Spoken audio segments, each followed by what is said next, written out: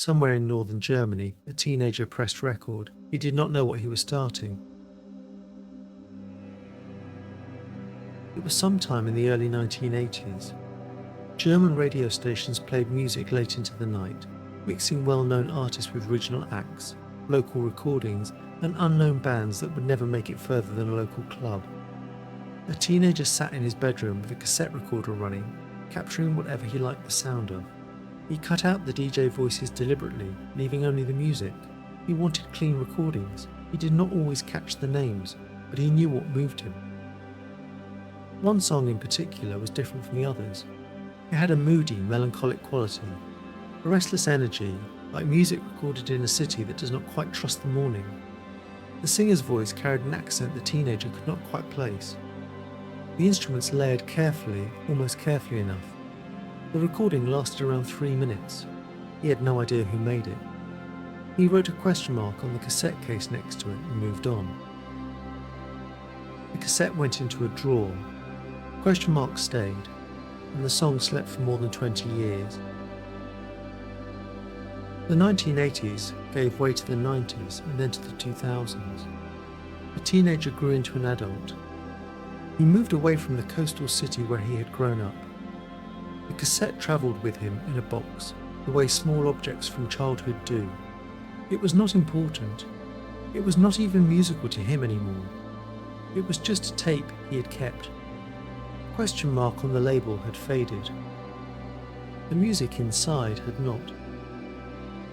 The magnetic tape inside the cassette was aging.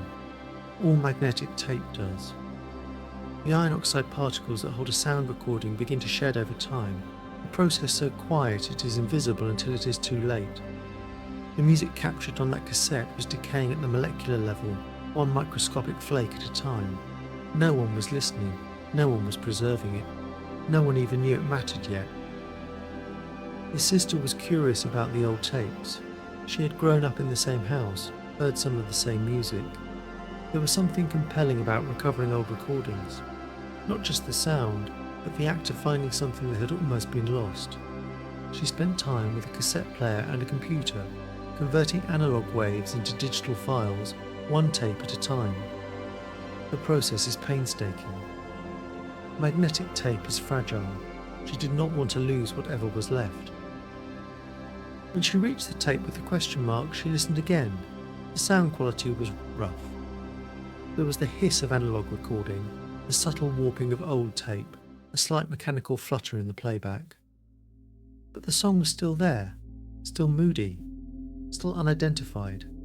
She typed a few words into an online forum. Does anyone know this song? And attached the audio. She did not expect much, she just wanted to know. The year was 2007. The internet was already large. Video sites, music databases, forums for every possible interest. If a song had ever been professionally released, someone online would know it. The tools for identifying music were still primitive by later standards, but the human knowledge base was enormous. The right person, given the right audio clip, could identify almost anything. Could identify it, that is, unless the song had never been widely released at all. The initial responses to the forum post were well-intentioned but unhelpful. Guesses came in, names of known new wave artists, suggestions of similar sounding tracks. None of them matched. Professional music databases had no record of it. Audio fingerprinting tools came back empty. The song existed outside every catalogue, every register, every database. It was in the audio file she had uploaded. It was nowhere else on the accessible internet. The silence from official sources was total. What remained was the song itself. Roughly 3 minutes of unnamed music from an unnamed band recorded off a German radio station that no longer kept archives of that era. The original broadcaster had no searchable record for those years. The DJ who had played it was untraceable. The band that performed it had left no digital footprint. The internet knew nothing. And for a while the search quietly stalled. But the post stayed up, and in the strange, patient way of online communities, it occasionally attracted fresh attention. Someone new would stumble across it and try again. A music historian would listen and offer a careful guess. A linguist would note something about the singer's accent. Nothing led anywhere conclusive. The song became a small, persistent open question. Not famous, not solved, not forgotten. Just waiting. The audio files circulated slowly through music forums. Each new listener heard the same mystery the original poster had. Online music communities had been solving mysteries like this for years. Someone would share a half-remembered melody from a film, a jingle from a television show, a snippet of something their parent used to play. The collective intelligence of thousands of music lovers was remarkable. They had identified songs from a few hummed bars. They had traced recordings to regional radio stations in countries most people never thought about. This was difficult, but difficult was not impossible. The tools available to the early searchers were limited.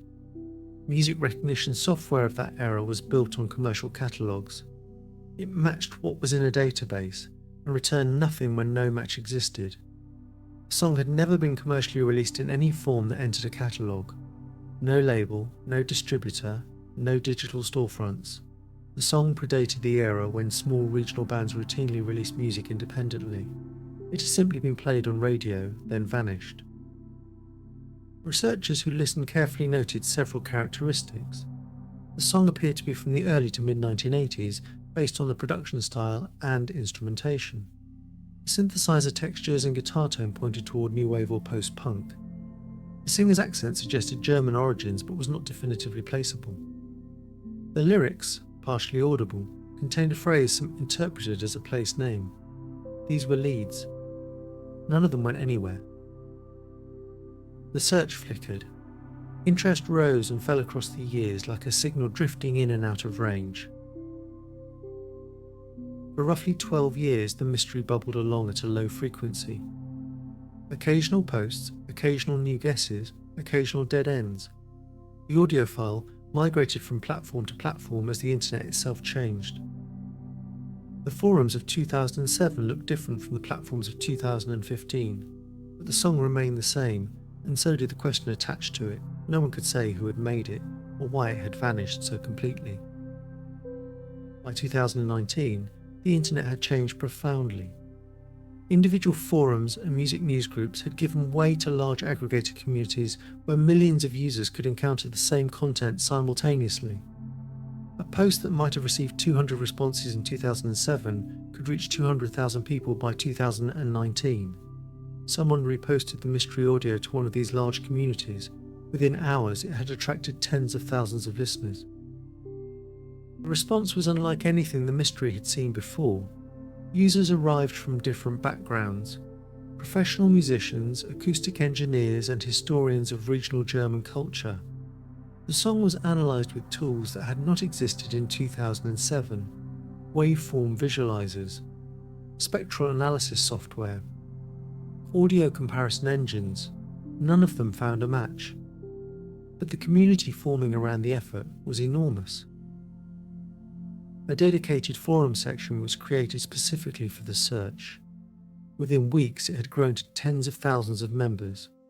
Ground rules emerged organically. Do not post guesses without evidence. Search a band thoroughly before suggesting it.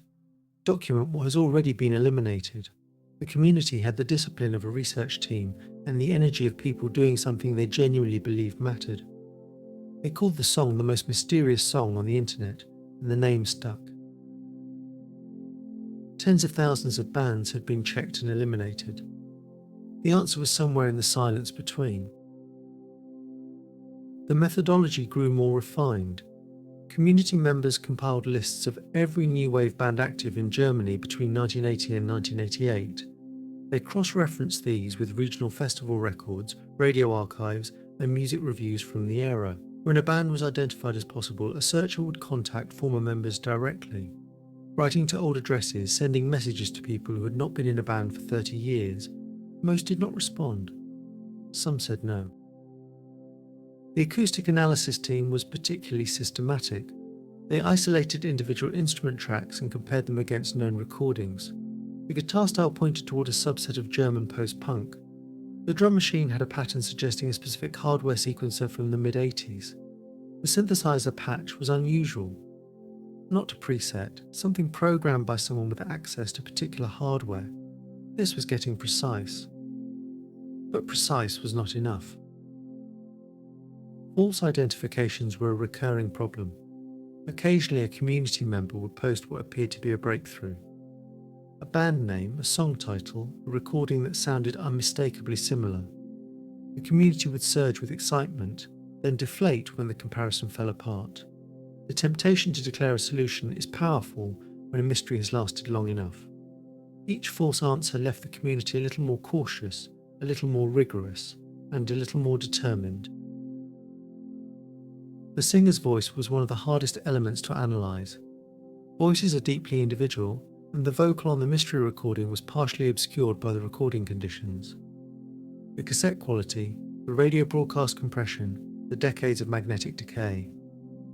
Linguists who listened could narrow the origin to a general region of northern Germany, but nothing more specific.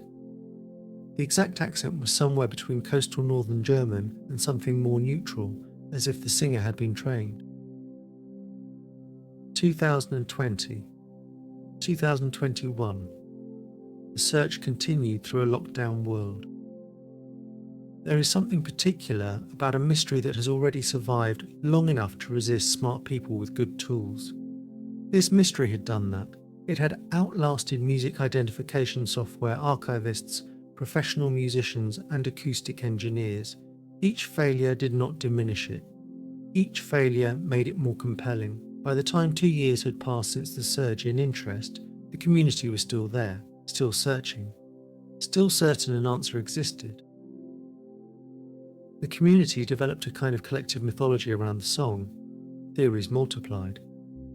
Some believed it was not a professional recording at all, that it was a demo tape, something the band made in a living room, played on local radio once and never again.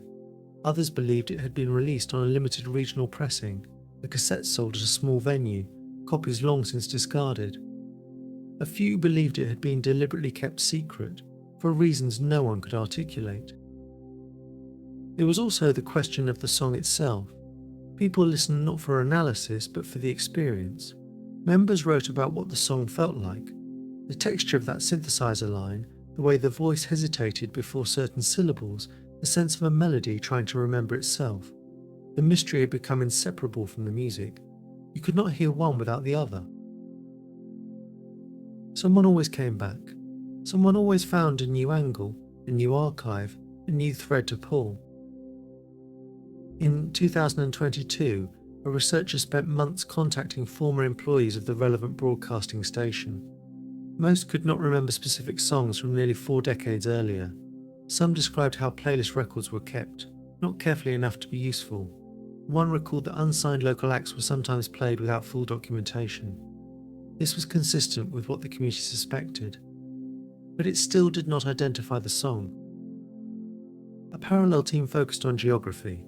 The song was believed to originate in northern Germany. New wave bands in that region during the early 1980s had a particular circuit. The same venues, the same festivals, the same occasional radio opportunities. Someone mapped these circuits, building a picture of that local music scene. The research narrowed the search considerably, but the band was still not in any record they had found. By 2023, many in the community had accepted that the mystery might remain unresolved, not because they had given up, but because they were honest about what they had and had not found. Every band that fit the description had been checked. Every archive that could plausibly contain the relevant records had been contacted. The search had been thorough in a way that few internet efforts ever are, and still nothing. The answer would come, when it came, from a direction no one had thought to look. In late 2023, a researcher who had been following the mystery became interested in the community's geographic hypothesis. Northern Germany, early 1980s, new wave, small venues. He began searching not music databases, but local newspaper archives, a digitized historical record of small-town cultural life, newspapers that had covered local concerts and events in those years. This was a different kind of research, slower, more patient. He found references to an event organised by the Northern German public broadcaster, a showcase for emerging regional acts. Local bands performed and the event was covered in local newspapers. In the column inches of small concert reviews, band names appeared that had never made it into any music database. Acts so local they had left no other digital footprints. The researcher began going through each of them, one at a time. It was painstaking work of the kind that does not look impressive from the outside. Reading archived newspaper pages, cross-referencing names, looking for bands that fit the description in the mystery recording, the instrumentation, the error, the geography. Most names led nowhere. A few were identifiable but clearly wrong. And then one name appeared in a review from 1984. A small group from a coastal city. The review mentioned a keyboard player, a guitarist, and a singer with an unusual voice. He found a way to contact a former member of that group. The message he sent was simple. "Do you still have any recordings from that time?" The wait that followed was the kind of silence that can mean anything, and then a reply arrived. Yes. There were some old cassettes. Yes, there were recordings. One of them was a song with a title he had not heard in 40 years. The title was 3 words. The researcher read them and went very still. He compared the recording the former member sent against the mystery audio, the voice, the synthesizer line, the guitar tone, the drum machine pattern, the structure of the melody. He listened multiple times, carefully, the way the community had trained thousands of people to listen carefully. There was no reasonable doubt. This was the same song, the same performance.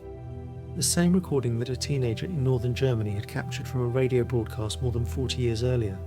He knew. He had found it. On the 4th of November 2024, a single post appeared in the community. I found it.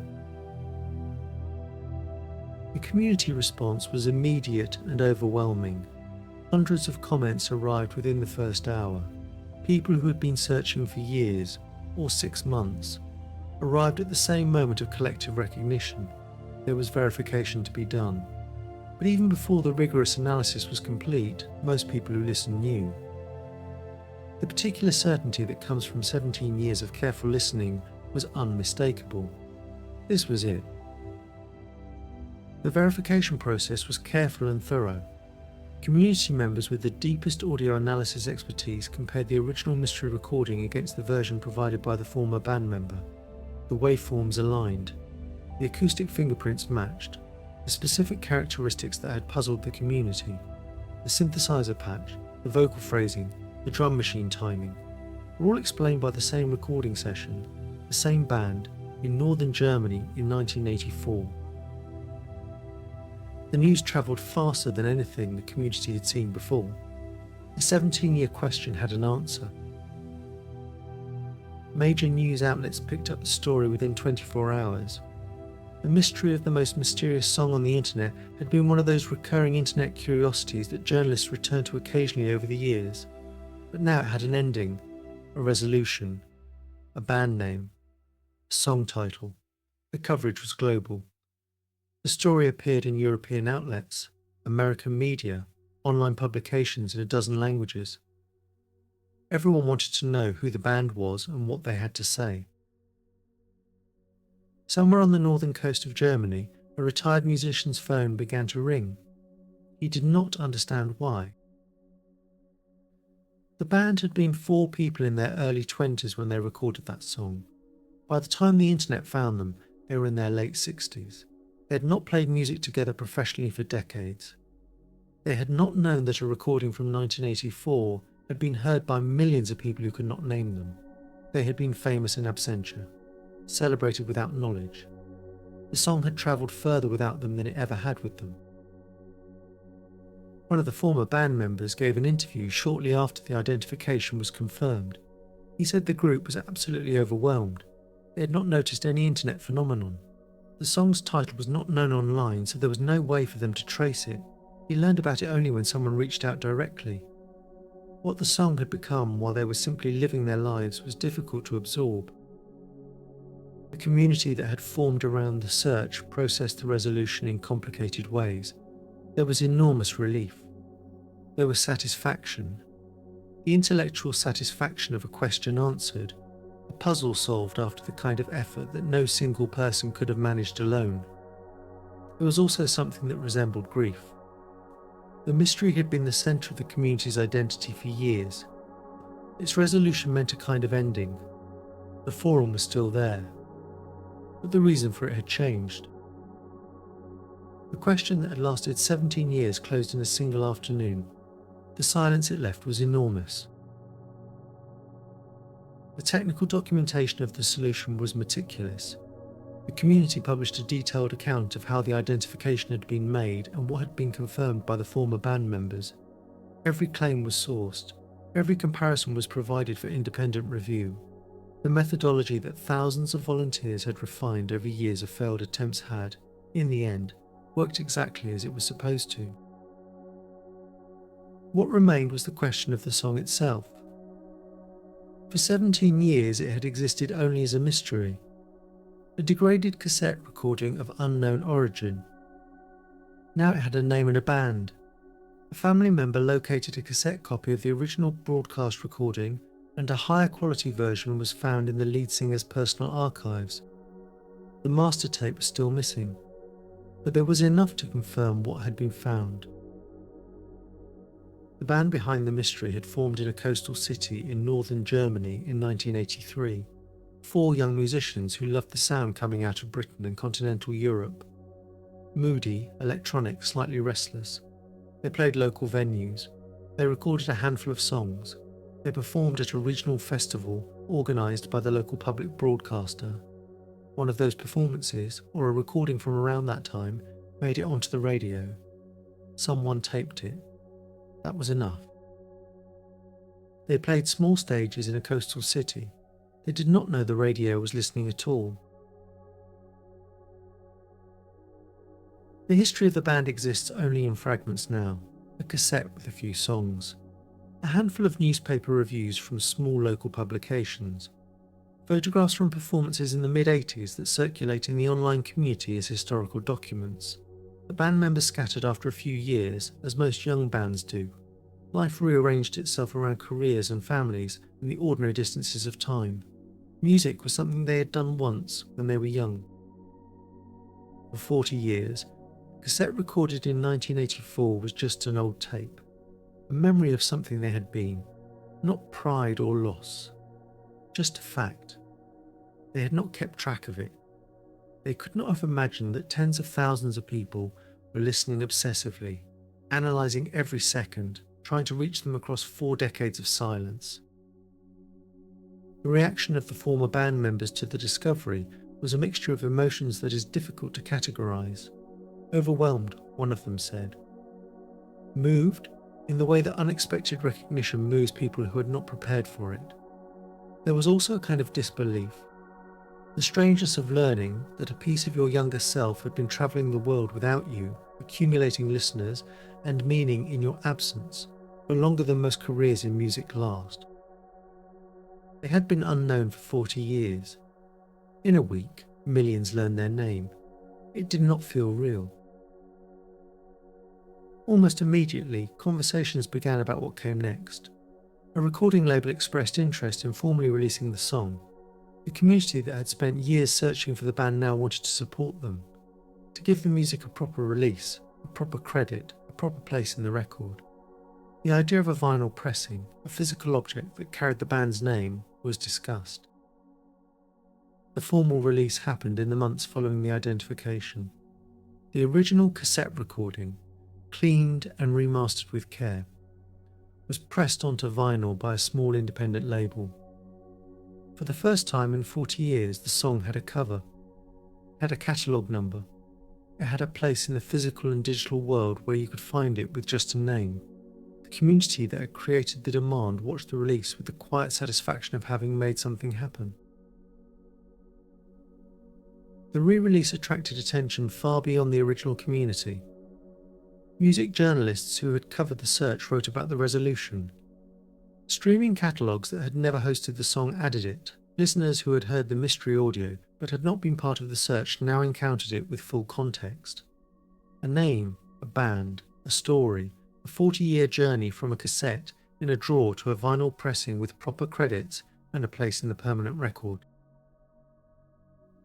In June of 2025, the band performed live for the first time in 4 decades.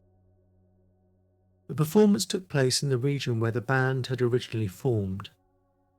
The members who were available gathered on a small stage. Songs that had existed only on degraded cassette tape were played again, live, by the people who had written them. The community that had found them watched online and in person.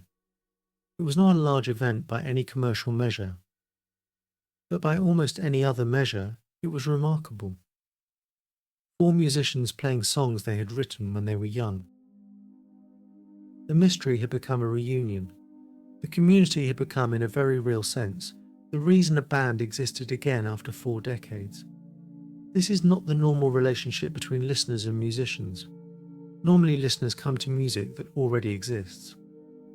Here a community had searched for music until they found both the recording and the people behind it, then collectively made the case for why it mattered.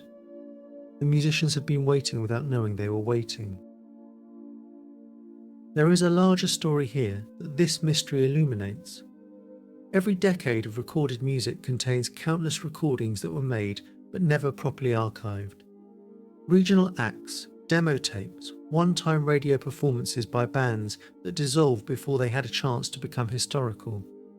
These recordings exist somewhere, on old tapes in attics, on cassettes in drawers, on reels in storage rooms.